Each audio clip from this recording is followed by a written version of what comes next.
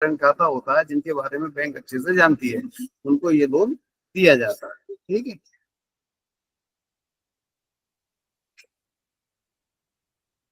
Consumption loan के बारे में आपसे बात कर रहा था। रीपेमेंट हो गया, सिक्योरिटी इसमें कुछ नहीं ली जाती है, क्योंकि जो बैंक से जो सामान दिया जाता है उसी का हाइपोथिकेशन लिया जाता है। गारंटी इसमें ली जाती है, थर्ड पार्टी गारंटी। ठीक है। तो ये आपको, इसके अलावा जो नेक्स्ट स्कीम है ओवरड्राफ्ट। ओवरड्राफ्ट ये ज्यादा करके व्यापारियों को देते हैं। इसमें हमेशा रेट ऑफ इंटरेस्ट बहुत हाई साइड होता है, क्योंकि इसमें जो है कोई ज्यादा सिक्योरिटी नहीं होती। ओवरड्राफ्ट का मतलब है जो आपका पैसा जमा नहीं है उसको बिना किसी गारंटी के एक आपकी साख के आधार पर उसको दे दिया जाता है।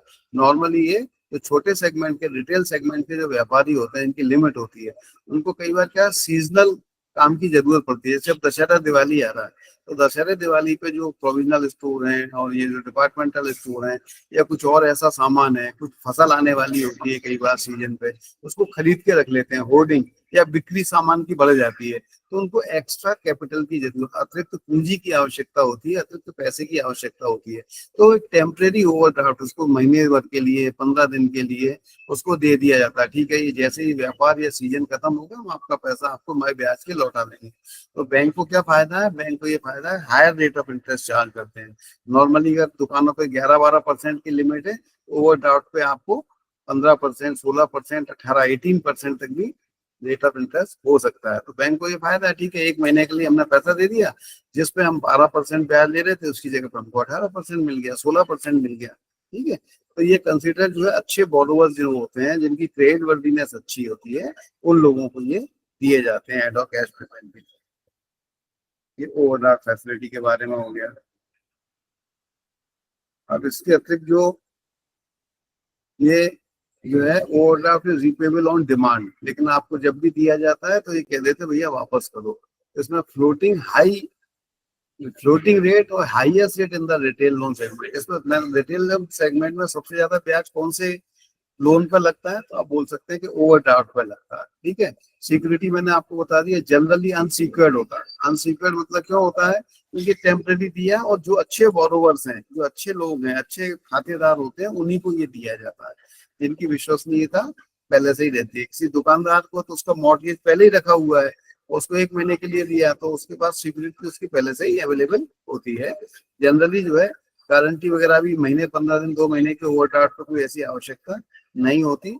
लेकिन इसका डॉक्यूमेंटेशन भी बहुत इजी होता है। एक DP note, demand promissory note लिखा लिया जाता है, एक एग्रीमेंट कर लिया जाता है, इतने दिन के लिए हम दे रहे हैं, इस रेट ऑफ इंटरेस्ट पे दे रहे हैं, आप इतने दिन में जमा कर दें। ये ओवरड्राफ्ट है।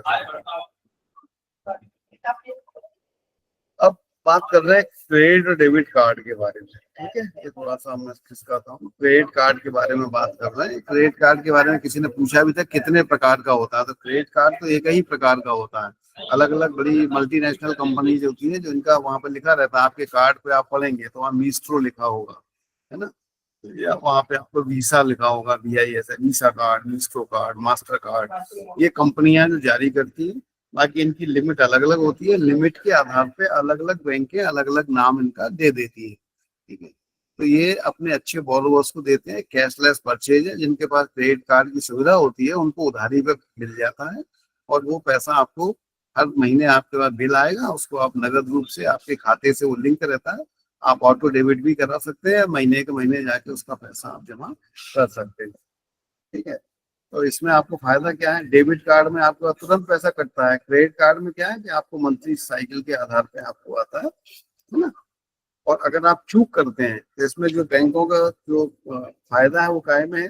Card issuing bank charge interest on the rate on with the purchase transaction made by the card holder till the date of finally made full payment of the card due. तो इसका सबसे बड़ा नुकसान ये, हमेशा आप ध्यान रखना, जो लोग क्रेडिट कार्ड यूज करते हैं, अगर ड्यू डेट पे आपने उसका भुगतान नहीं किया तो इसमें रेट ऑफ इंटरेस्ट बहुत हायर होता है। बहुत हायर मतलब आप सोच भी नहीं सकते। इसमें 30% टू 40% रेट ऑफ इंटरेस्ट वो लोग चार्ज करते हैं। तो कई बार पूछते हैं लोग, साहब क्रेडिट कार्ड पर मुफ्त में मिलता है, इसका क्या फायदा है? तो जितने लोग चूक करता होते हैं उसी में फायदा है।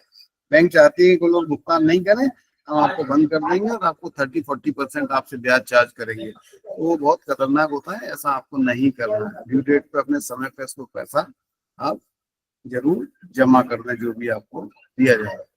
अब जो इम्पोर्टेंट है आपको पढ़ने समझने का, ये स्लाइड बहुत इम्पोर्टेंट है, इसको आप ध्यान से पढ़ लीजिएगा, समझ लीजिएगा, नोट कर लीजिएगा।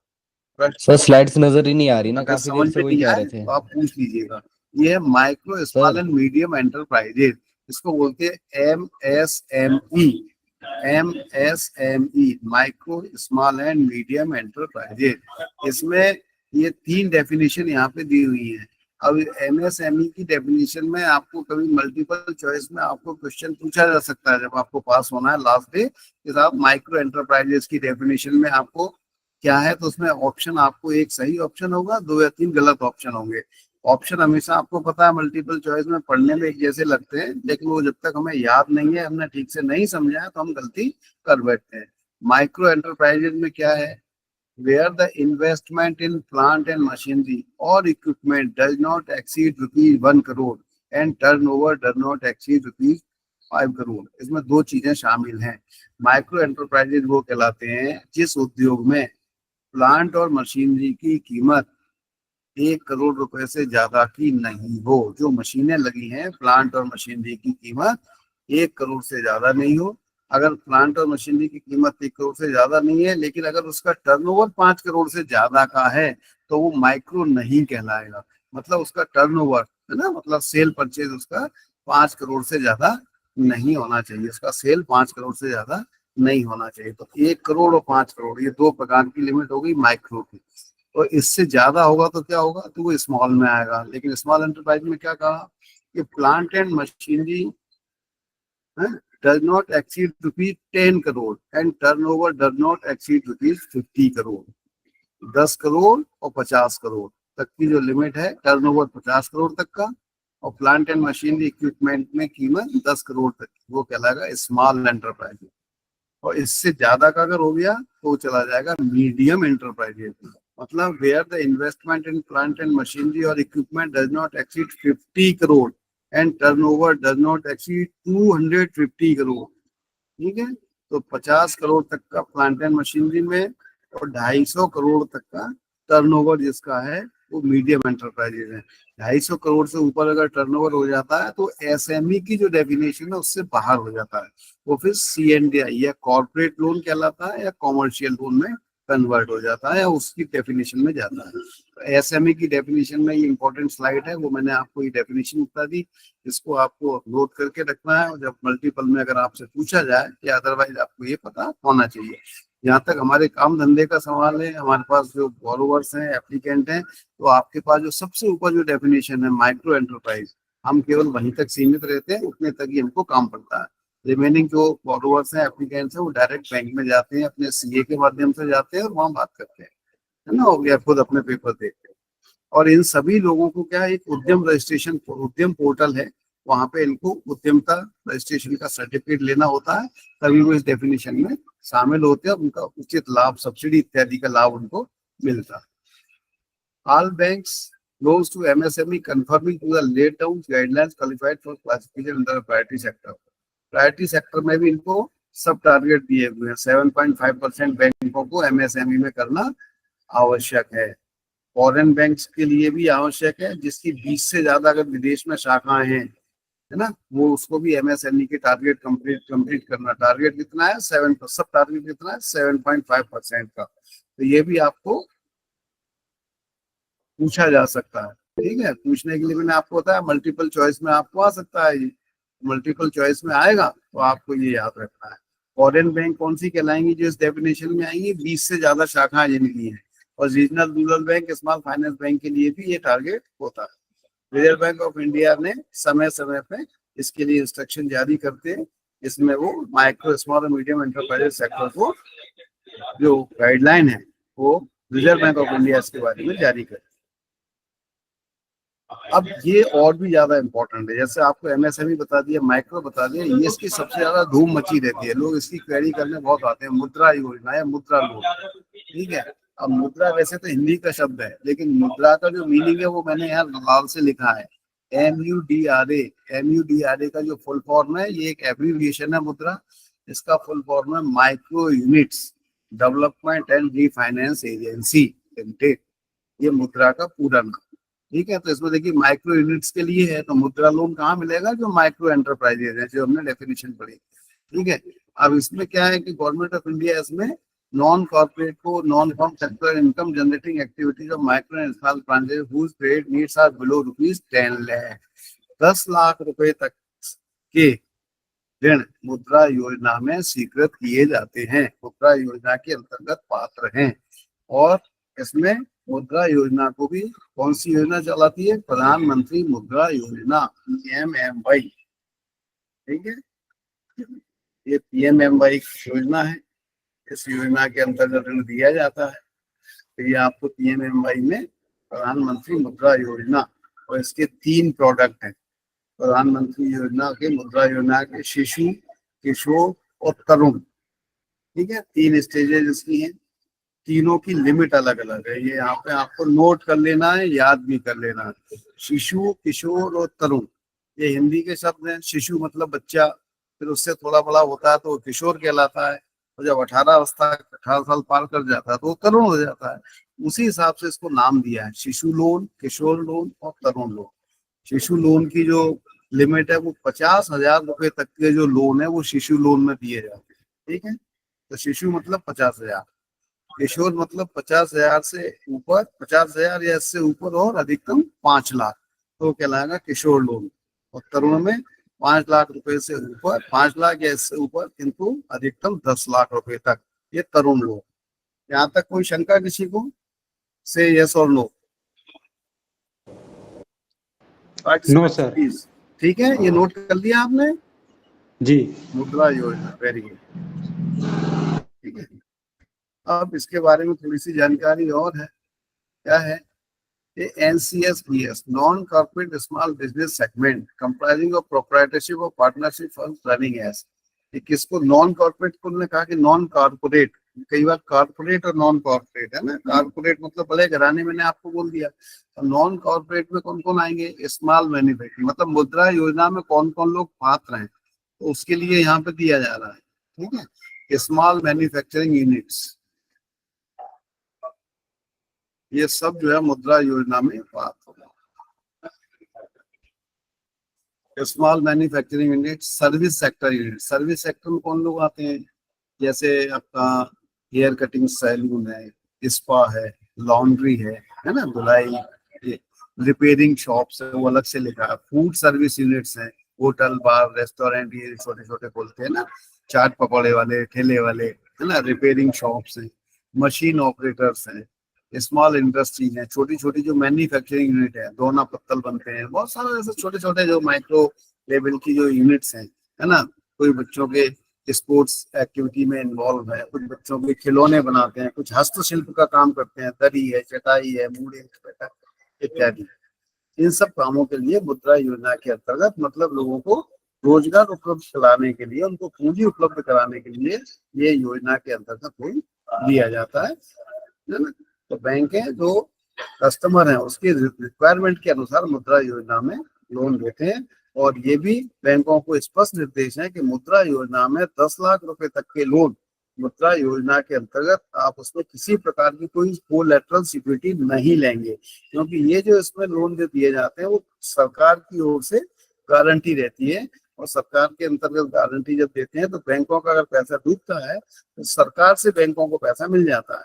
लेकिन कहेंगे साहब इसमें, लेकिन जो बॉरोवर है उसको बहुत बड़ा नुकसान है। उसका चूंकि Aadhaar card, credit card, civil card से सब लिंक है, तो आजीवन वो ऋणी रहता है, उसको भविष्य में किसी बैंक से कहीं से भी कोई सहायता या कोई सब्सिडी नहीं मिलेगी।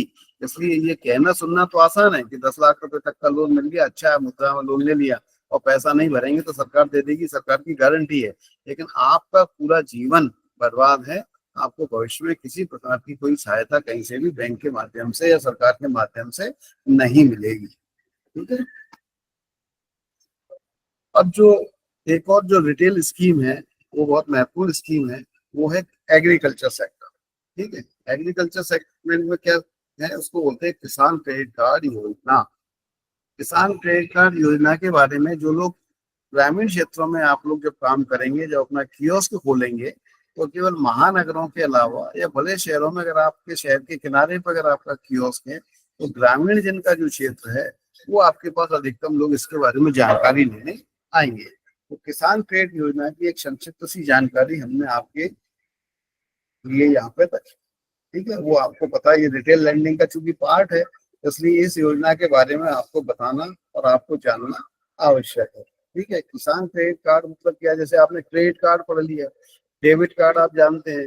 अब किसान क्रेडिट कार्ड में क्या है कि किसानों की जो खेती बाड़ी की जो जमीन है, उस जमीन पे किसानों को पैसे की आवश्यकता होती है। काय के लिए निदाई है ना, बुवाई है, सीड्स है, फर्टिलाइजर है, बीज चाहिए, खाद चाहिए, उसकी गुड़ाई करना है, इसका ट्रांसपोर्टेशन करना है, इरिगेशन करना है, इलेक्ट्रिसिटी का बिल है, जनरेटर सेट है तो डीजल उसको चलाना है सिंचाई के लिए, पंप लगाना है, डीजल पंप लगाना है, नहर से प्रॉब्लम है, कुछ लेबर लगती है ना बीच बीच में, तो लेबर लगाने के लिए मजदूरी को पैसा देना है। किसान के पास वो पैसा नहीं होता। उन लोगों को खेती बाड़ी को प्रमोट करने के लिए किसानों को कहा उनकी जमीन के रकबे के आधार पर उनकी एक लिमिट बना दी जाती है, उसको बोलते हैं किसान क्रेडिट कार्ड, जिसके अंतर्गत वो अपने कल्टीवेशन क्रॉप में शॉर्ट टर्म जो रिक्वायरमेंट है, छोटी छोटी जरूरतें हैं, जैसे मैंने फिर दोहरा देता हूँ, उसको खाद है, बीज है, फर्टिलाइजर है। हाँ सर, कुछ प्रॉब्लम है क्या? हाँ, गुड मॉर्निंग।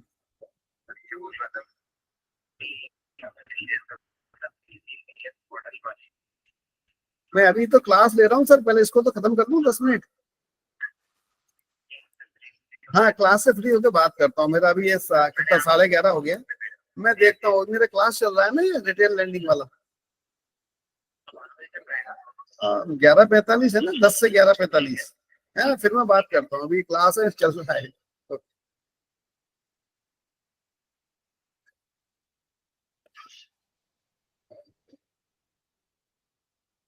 ओके, तो ये शॉर्ट टर्म जो उसकी रिक्वायरमेंट होती है किसानों की, है ना, उसके लिए उनकी एक लिमिट जो है बना दी जाती है, उसको किसान क्रेडिट कार्ड लिमिट बोलते हैं, किसान क्रेडिट कार्ड स्कीम के अंतर्गत।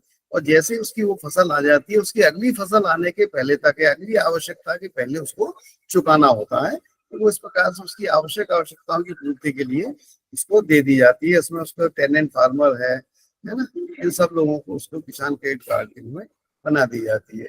ये जो लिमिट होती है इसकी, इसमें एक चीज आपको ध्यान रखना है, इसमें वो क्या ध्यान रखना है, इसमें सभी प्रकार के किसान शामिल है। सभी प्रकार मतलब बहुत लोग ऐसे होते हैं जो आपने सुना होगा, हमारे इधर एमपी में एक शब्द होता है बटिया पे हम करते हैं, मतलब साझेदारी में करते हैं। खेती किसी की है, लेबर और मेहनत इसकी है, वो अपना पैदावार पैदा करता है। इसमें उसको टेनेंट फार्मर भी बोलते हैं, मार्जिनल फार्मर्स भी बोलते हैं, छोटे छोटे किसानों को।